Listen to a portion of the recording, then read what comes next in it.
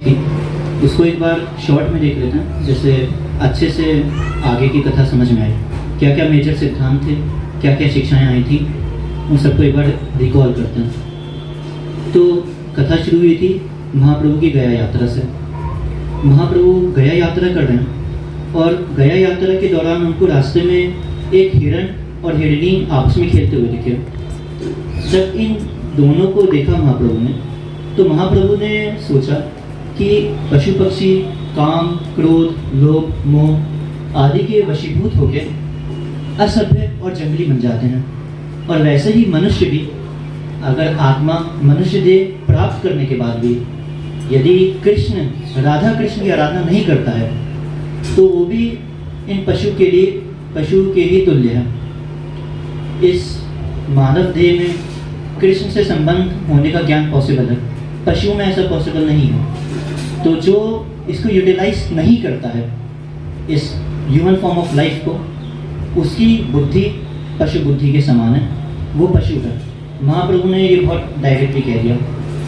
उसके बाद महाप्रभु अपनी यात्रा कर रहे हैं, गया यात्रा के दौरान उन्होंने मंदार पर्वत पे चढ़ाई की।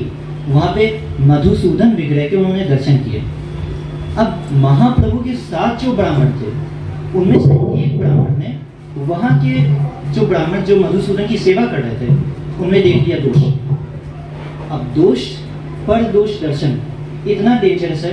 हमारे आचार्य श्रीला लोचन दास ठाकुर ने क्या दोष देखा वो लिखा भी नहीं। उस ब्राह्मण ने बस ये सोच लिया कि इसकी विप्र बुद्धि नहीं हो पाई, ये वास्तविक ब्राह्मण नहीं है, उसने बस इतना सोच लिया।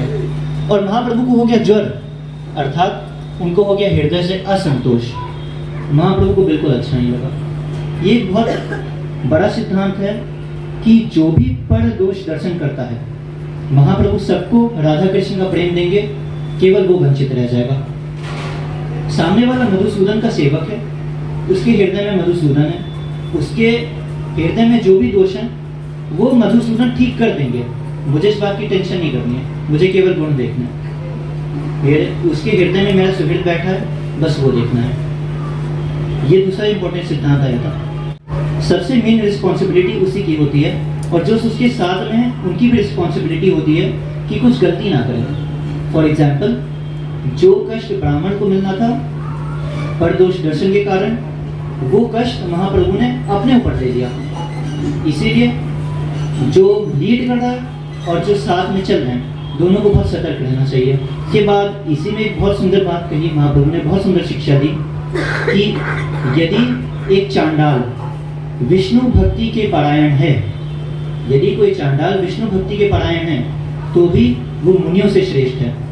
लेकिन अगर एक तथाकथित ब्राह्मण, सो कॉल्ड ब्राह्मण, अगर विष्णु भक्ति से विहीन है, तो वो चांडाल से भी अधम और पतित है। ये बहुत सुंदर चीज महाप्रभु ने कही। उसके बाद आगे बहुत इंपॉर्टेंट चीज आई, पांचवा सिद्धांत, कि उत्कंठा में कभी भी विधि नहीं भूलनी चाहिए। मतलब महाप्रभु को बहुत ज्यादा लौल्यम था, विष्णुपाद के दर्शन करने जा रहे थे गया यात्रा में। रास्ते में उनको मिल गए ईश्वरपुरी वैष्णव, उनके गुरु। तो तदीय सेवा और भगवत सेवा, शिव जी ने कहा है कि तदीय की आराधना विष्णु की आराधना से भी बढ़ के है। तो महाप्रभु ने सबसे पहले ईश्वरपुरी यानी एक वैष्णव का सम्मान किया। वैष्णव को इग्नोर करके आगे नहीं बढ़ गए। वास्तव में तीर्थ में जाने का मतलब यही होता है, वैष्णव का संग करना, साधु संग करना, उनसे जिज्ञासाएं करना। दिस इज एक्चुअल तीर्थ यात्रा। इसी से आगे एक और सिद्धांत आता है। वैसे ही जब भक्त लोग जाते हैं वृंदावन में दर्शन करने, तो पहले प्रभुपाद की समाधि से स्टार्ट करते हैं, डायरेक्टली भगवान पे जंप नहीं करते हैं। पहले गुरु दर्शन, उसके बाद विष्णुपाद दर्शन। इसी से आगे सिद्धांत आता है छठा। महाप्रभु ने बोला कि मेरी तीर्थ यात्रा सफल कब हुई? मेरी तीर्थ यात्रा तभी सफल हुई जब मैंने आपसे दीक्षा ली। आप यानी ईश्वरपुरी। महाप्रभु इसको मान रहे हैं अपनी तीर्थ यात्रा सक्सेसफुल। विष्णुपाद देख लिया, वो तो अच्छी बात है, लेकिन उन्होंने इसी को अपना सक्सेस माना। आपसे मैंने जिज्ञासाएं की और भव सागर से कैसे पार होना है, काफ़ी अच्छी जिज्ञासाएं की महाप्रभु ने, और उनकी शरण ली, उनसे दीक्षा ली, वापस आ गए। तो उन्होंने एक दिन अपने सभी शिष्यों को बुलाया और उनको एक बहुत इंपॉर्टेंट उपदेश दिया। उन्होंने बताया कि माधव संतुष्ट कैसे होते हैं। माधव कैसे संतुष्ट होते हैं? माधव भक्ति प्रिय हैं, वो केवल भक्ति से संतुष्ट होते हैं। उच्च शिक्षा, कुल, धर्म, धन, ये सब कभी माधव को संतुष्ट नहीं करती है। प्रमाण भी दे दिया महाप्रभु ने। कुब्जा, अक्रूर और गजेंद्र, इन लोगों के पास कौन सी उच्च शिक्षा या कुल या धन था, तब भी इन्होंने अपनी भक्ति से माधव को संतुष्ट किया। तो ये एक इंपॉर्टेंट सिद्धांत आया। और इसके आगे उन्होंने बताया कि विद्या क्या है, जिससे हरि भक्ति के लक्षण प्रकट हो जाएं, उसको महाप्रभु कहते हैं विद्या। हरि भक्ति के लक्षण त्रिनादपि सुनी चेना तरोड़पि सहेषुना अमानिना मानदेना नयनम गलदशुधारय वदनम गदगद हृदया गिरा पुलकैर निचिंतम बभूपदम, ये सभी भक्ति के लक्षण हैं। और हरि भक्ति के लक्षण कैसे प्रकट होते हैं? हरि भक्ति करने से होते हैं। इसका मतलब विद्या इज इक्वल टू हरि भक्ति। उसके आगे बहुत इंपॉर्टेंट चीज आई। महाप्रभु एक दिन शालिग्राम जी के आसन पे जाके बैठ गए और सबको प्रेम प्रदान करने लगे। श्रीवास ठाकुर ने बोला, अपनी माता शची माता को भी प्रेम प्रदान कीजिए ना। महाप्रभु ने यह कह के मना कर दिया, इन्होंने अद्वैत आचार्य के प्रति वैष्णव अपराध किया है, मैं इनको प्रेम नहीं दूंगा। उपाय जरूर बता दिया वैष्णव अपराध से मुक्त होने का, लेकिन उसका खंडन नहीं किया। तो दो बातें, जब तक वैष्णव अपराध है तब तक राधा कृष्ण का प्रेम नहीं देंगे महाप्रभु। दूसरी चीज, उसका खंडन भी नहीं करेंगे। जिसने अपराध किया है उसकी रिस्पॉन्सिबिलिटी है वो हृदय से जाके क्षमा मांगे वैष्णव से, उसके बाद ही महाप्रभु प्रेम देता। अपनी जननी तक को प्रेम नहीं दिया, ये महाप्रभु ने सिखाया। जैसे सची माता नित्य पार्षद है, लेकिन अपनी लीलाओं के थ्रू हम लोग को शिक्षा देते हैं। उसके बाद 9वीं बात, राधा कृष्ण को प्राप्त करने की विधि कलयुग में क्या है? हरेर नाम हरेर नाम हरेर नामैव केवलम कलौ नास्तेव नास्तेव नास्तेव गतिरन्यथा। ऐसा कब हुआ?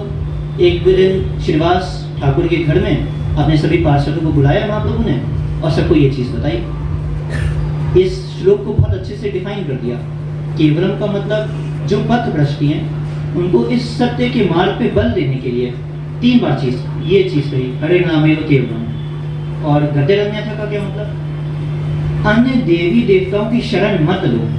अगर भक्त समझ की शरण ली है वेल एंड गुड, लेकिन अगर किसी और इंटेंशन से ली है तो उनकी शरण मत लो, केवल हरिनाम की शरण लो। और फाइनल सिद्धांत, एक दिन शुक्लांबर ब्रह्मचारी महाप्रभु के पास आए और उन्होंने बोला कि मैंने अनेक तीर्थों में भ्रमण किया है, मथुरा द्वारका तक में भी भ्रमण किया है, लेकिन अभी तक मेरा मन दुखी है, अभी तक मुझे आनंद नहीं आ रहा है।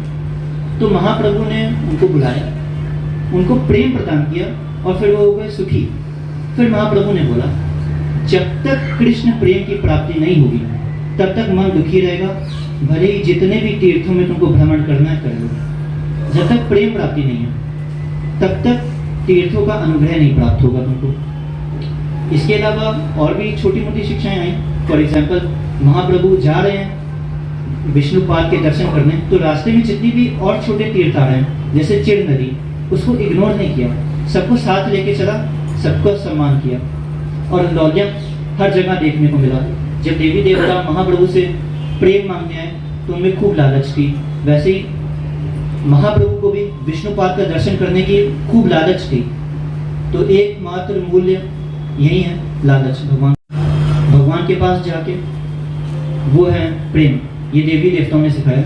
जब अप्रोच किया महाप्रभु को तो प्रेम मांगा और कुछ नहीं मांगा। और भगवान के दर्शन कैसे करने, ये मुरारी गुप्त जी ने सिखाया। जब रामचंद्र के फॉर्म में महाप्रभु ने दर्शन दिए मुरारी गुप्त को, तो मुरारी गुप्त अपनी सुध बुद्ध खो बैठे, बेहोश हो गए, मूर्छित हो गए। This is the proper way of taking darshans of lord. तो 7 दिन में मेजर सिद्धांत एंड शिक्षाएं ये आई थी। हरे कृष्ण।